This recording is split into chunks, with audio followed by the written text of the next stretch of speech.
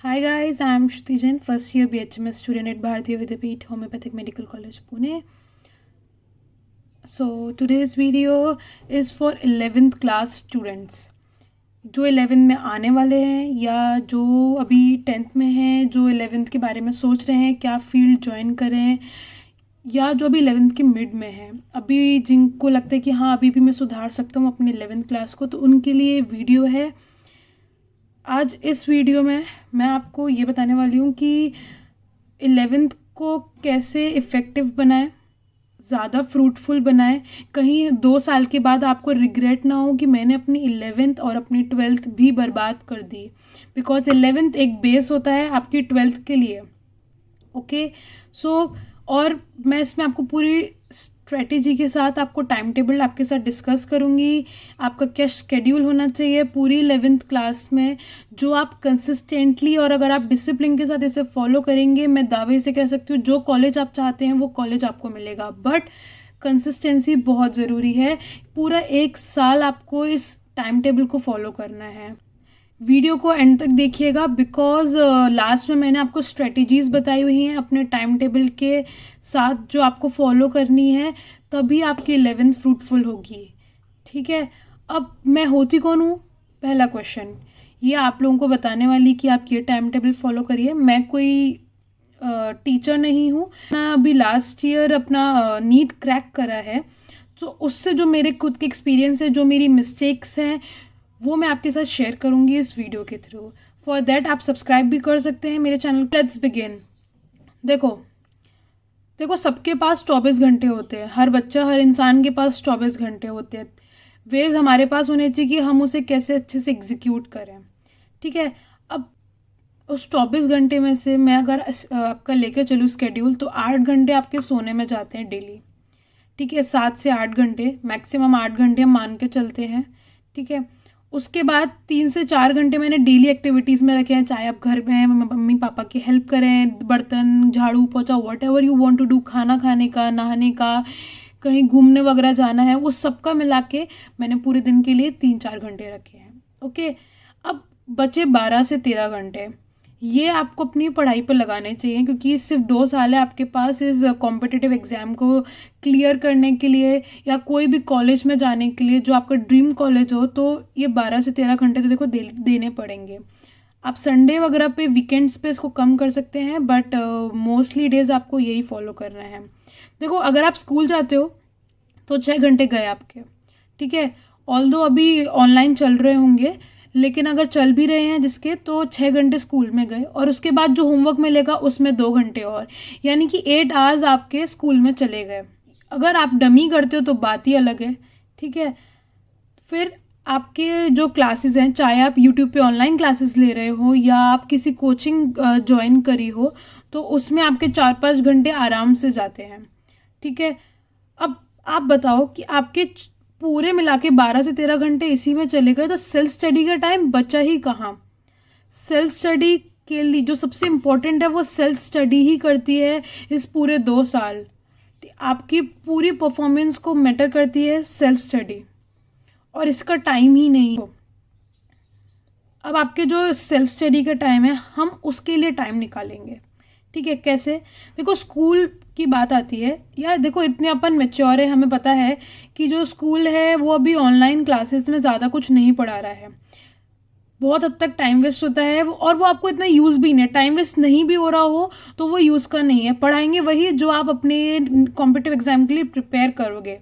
ठीक है, जो कुछ भी आपने फील्ड ली होगी, सो आप उसको अपनी ऑनलाइन क्लासेस अगर है तो आप उसे स्किप कर सकते हो। डमी है तो कोई प्रॉब्लम ही नहीं है, फिर तब किस टाइम है वो आपके क्लासेस में इंक्लूड करेंगे अभी हम आगे चल के, लेकिन आप इसको ऑनलाइन क्लासेस को आप स्किप कर सकते हो और उससे आपको 6 से 8 घंटे मिलेंगे जो आप अपनी सेल्फ स्टडी में लगा सकते हो, और ये आपकी सेल्फ स्टडी में 20% कॉन्ट्रीब्यूट करेगा जो टाइम आप यहाँ से बचाओगे।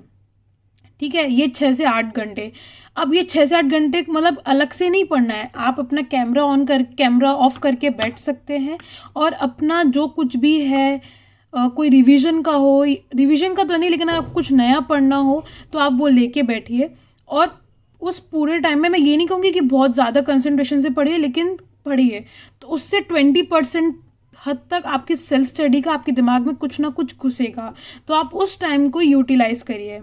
सॉर्ट ऑफ मल्टीटास्किंग की बात है ये, ठीक है। तो आपकी क्लास चलती रहेगी, मैम अगर कुछ क्वेश्चन पूछती हैं आप उसको अपना अनम्यूट करके अपना ये पढ़ाई को 2 मिनट रोक के पॉज करके आप उनका आंसर दे सकते हैं, देन अपनी सेल्फ स्टडी कंटिन्यू कर सकते हैं, ठीक है। तो इससे आपके 20% पार्ट आपका सेल्फ स्टडी, आपको अलग से टाइम नहीं निकालना है, आपको ऑनलाइन क्लास के साथ ही करना है। नेक्स्ट बात आती है आपकी कोचिंग की। अब आप उसमें भी आप चाहें तो आप मल्टीटास्किंग कर सकते हैं और अपनी कोचिंग क्लासेस या अपनी यूट्यूब क्लासेस के साथ ही आप अपना 30% पार्ट ऑफ सेल्फ स्टडी कर सकते हैं। Let's see how.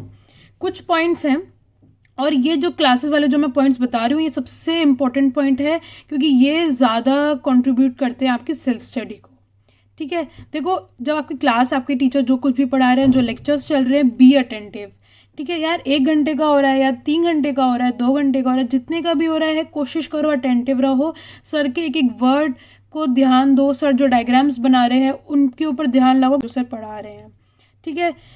अपने आप से डेली प्रॉमिस करो सुबह कि मैं आज क्लास में अटेंटिव रहूँगी, चाहे आप कॉफ़ी पी के जाओ, चाहे आप चाय पी के जाओ, आप व्हाटएवर। क्लास में बहुत सारे बच्चे थे जब मैं अपनी प्रिपरेशन कर रही थी, वो 2 घंटे बुक्स वगैरह बंद करके सिर्फ सर को ऐसे सुनते थे। It's a wastage of time, आप ऐसा ना करिए। साथ ही साथ सर जो पढ़ा रहे हैं, एक ध्यान सर पे लगाइए और एक ध्यान अपने नोट्स पे। सर बता रहे हैं उस टाइम पे इतने इंपॉर्टेंट पॉइंट्स होते हैं, जो रीजनल लैंग्वेज भी हो आपकी, बंगाली, हिंदी, मराठी, व्हाटएवर, उसमें आप अपने जो प्राइम सोर्स है आपका, जहाँ से आप सारा अपना मटेरियल पढ़ेंगे, वहाँ पे उन पॉइंट्स को लिखिए।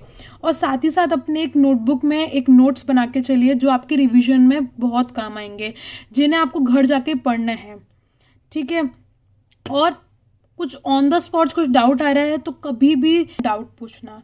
अगर आप डाउट नहीं पूछते हैं तो आप ज़्यादा स्टूपिड है उन लोगों के कंपेयर में जो अपना डाउट पूछ रहे हैं। और आपको हाथ ही हाथ जैसे ही सर ने पढ़ाया, अगर आपका क्लास में कोई डाउट है तो प्लीज़ स्टूपिडिटी ना करिए। ऐसा ना करिए कि आपको लगेगा कि यार कोई हंसेगा मेरे ऊपर, हंसने तो भाई, नहीं करा ना तो जब टेस्ट हो रहा होगा ना तब बहुत ज़्यादा रिग्रेट होता है। मेरे साथ ये हुआ है, कुछ डाउट्स मैं पूछती नहीं थी और जब वो पेपर में वो क्वेश्चन मेरे सामने आता था ना, इतना ज़्यादा रिग्रेट होता था ना।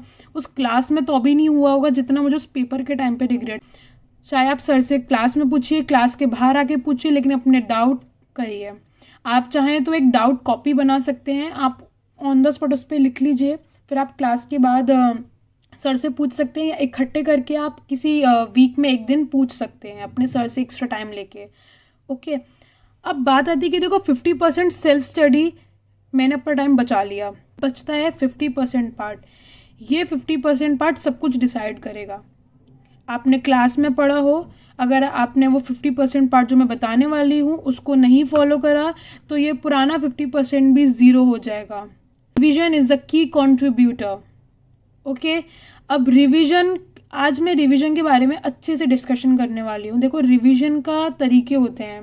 रिवीजन सिर्फ ये नहीं होता एक दिन लेके बैठे, क्लास से आए, पेपर पलटा, पढ़ लिया, रिवीजन हो गया, जो सर ने पढ़ाया वो पढ़ लिया, भूल गए, अब पढ़ेंगे जब टेस्ट आएगा सिर्फ तब पढ़ेंगे। नो, ये सबसे बड़ी गलती है। देखो, या तो पूरा आए या आए ना, अगर मिड का या बीच का थोड़ा बहुत आता है वो सबसे ज़्यादा हार्मफुल होता है। आपको थोड़ी इन्फॉर्मेशन है, या तो पूरी इन्फॉर्मेशन हो या कुछ भी ना आता हो, तो उसके लिए एक रिवीजन की कुछ स्ट्रेटेजी होनी चाहिए। देखो, आपको सपोज आज सर ने क्लास में कुछ पढ़ाया है, अब आप ये मान लो कि मुझे रिवीजन को 2 पार्ट्स में बांटना है।